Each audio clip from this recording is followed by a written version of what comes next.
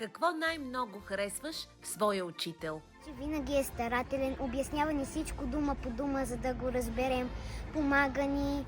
Че са забавни, добронамерени и ме научават на много неща.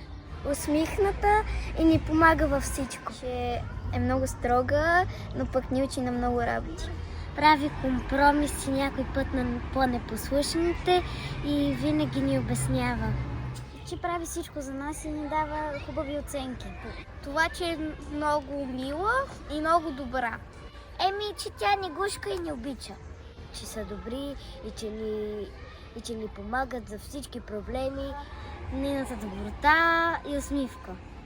Тя винаги ни нарича по някакъв забавен начин. Да, разбира се, не е обиден, много е лъчезарна, усмихната и винаги помага, когато някой има нужда. Понякога, ако сме тъжни, те ни успокояват. Дава ни хубави награди, когато сме добри. Моята госпожа харесвам, че тя се грижи за нас, мисли най-доброто и ни учи на най-различни знания. Ако твоят учител беше супергерой, каква суперсила би притежавал? Човек, който спасява хора. Тя ще притежава силата да чува и да вижда всичко. Помага на хората в трудни моменти, да спасява животните.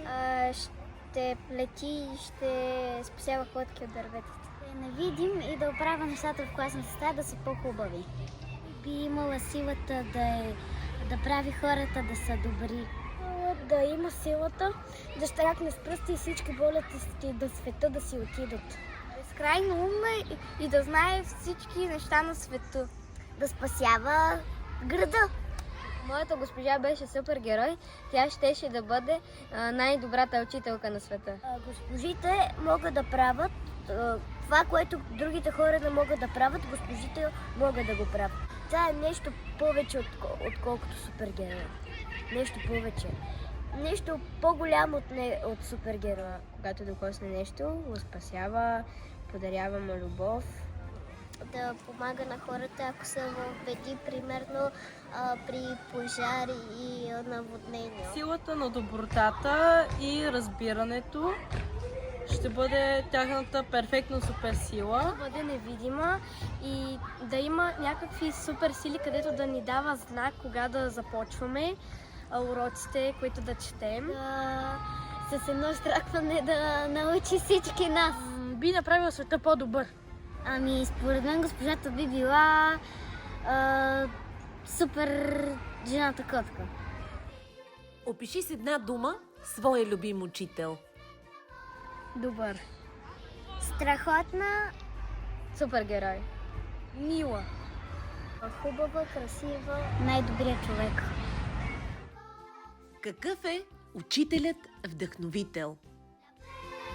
Вдъхващ живот, да дава на децата кураж и да им помага в трудни моменти. Добър, мил, интелигентен. Като един учител, който е добър с детето, понякога строг и изискателен. И казва на децата, че са добри в това, което правят. Учител вдъхновител според мен е човек, който ще му окуражи да продължава и да сбъдва мечтите си. Какво би подарил на своите учители за празника? Ръчно изработен подарък от мен и много красива книжка. Подарил на госпожата повече обич. Щастие! Бих подарила много големи прегръдки, много големи целувки. Аз харесвам моите госпожи. Бих подарила всички книги на света. Бих подарил цялата радост на децата. Тениска от целия ни клас, на която да пише "Обичам те, госпожо". Аз бих подарила на моите учители търпение и разбиране. Бих и подарила моите знания. Типка обич, любов и една мила топла прегръдка. А какво би му казал за финал? Вие сте най-добрият учител, който съм срещала някога. Бих му казала да продължава все така да се грижи за нас и да е много щастлива и горда със себе си. Бих му пожелала да бъде все така добър, мил, старателен да ни помага в трудните моменти, както винаги е правил, да има много живот и здраве и така нататък. Да продължават да ни учат все така на всичко. Бих казал на моята госпожа за 24 май, че всичките тези години, през които сме минали заедно, са ми били много от полза и за всичките състезания, през които съм минал, тя е виновна за моите медали. Аз си благодаря за ученето, за любовта, която ни е дала и за нервите, които понякога и създаваме и се извинявам. Да има все така добри ученици и да е все така добра с тях. Да са живи и здрави, да са много търпеливи.